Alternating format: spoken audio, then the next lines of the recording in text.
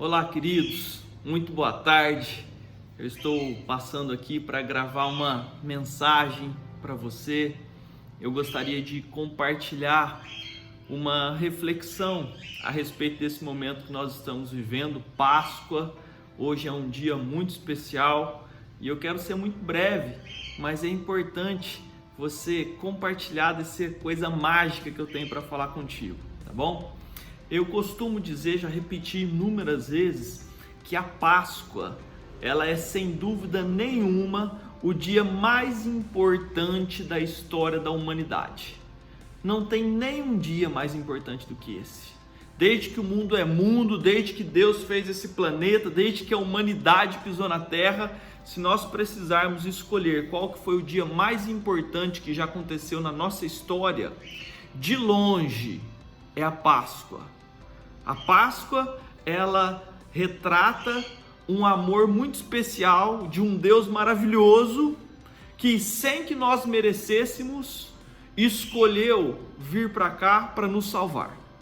Então, não existe nada mais bonito e mais importante em toda a história do homem do que este dia. Este dia, ele vai além das nações, ele vai além de um país X ou Y, ele vai além das religiões, ele engloba toda a humanidade, ele é um favor para todas as pessoas que nós não merecemos.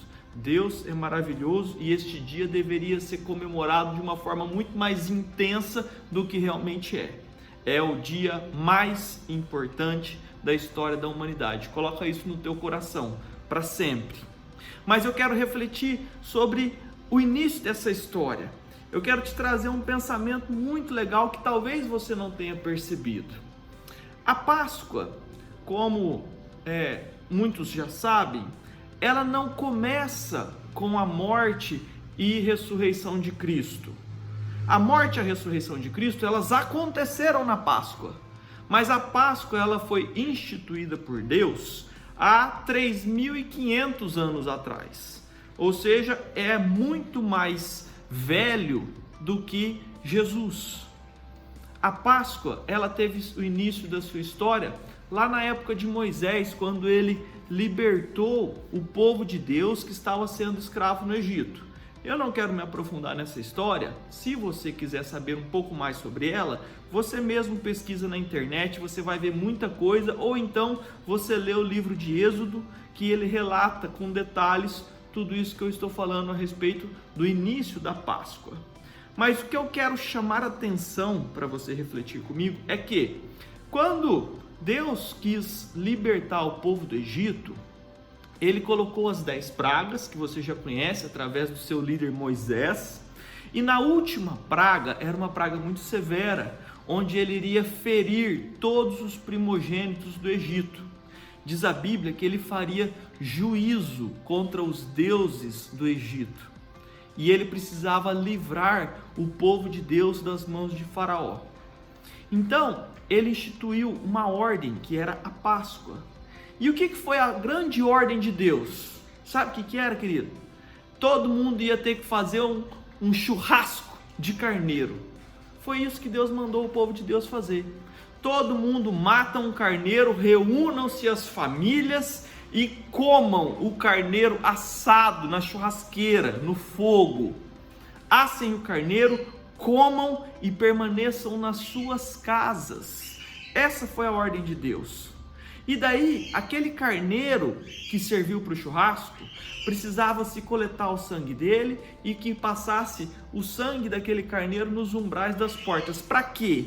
Para que Deus percebesse o sinal de obediência do povo dele e que o destruidor passasse sobre aquela casa e não causasse mal nenhum aos povos que tinham sido obedientes ao comando de Deus. Olha que interessante, quando Deus instituiu a Páscoa, ele não pediu para que o anjo observasse dentro das casas, vendo, procurando por pessoas que tivessem em jejum ou em adoração ou fazendo um grande louvor. Ele não passava lá dentro olhando, pesquisando, deixa eu ver qual que é o grau de intimidade, de perfeição daquele cristão. Não. Você sabe o que Deus estava procurando? Obediência. A palavra-chave era obediência, não perfeição. Deus não estava em busca de perfeição. Deus salvou todos aqueles que eram obedientes, não perfeitos. É claro que Deus procura em toda a terra adoradores. É claro que Deus se agrada, Deus nos deu uma ordem direta para que nós lêssemos a Bíblia incessantemente, dia e noite, tomando cuidado de não desviar nem para a esquerda nem para a direita.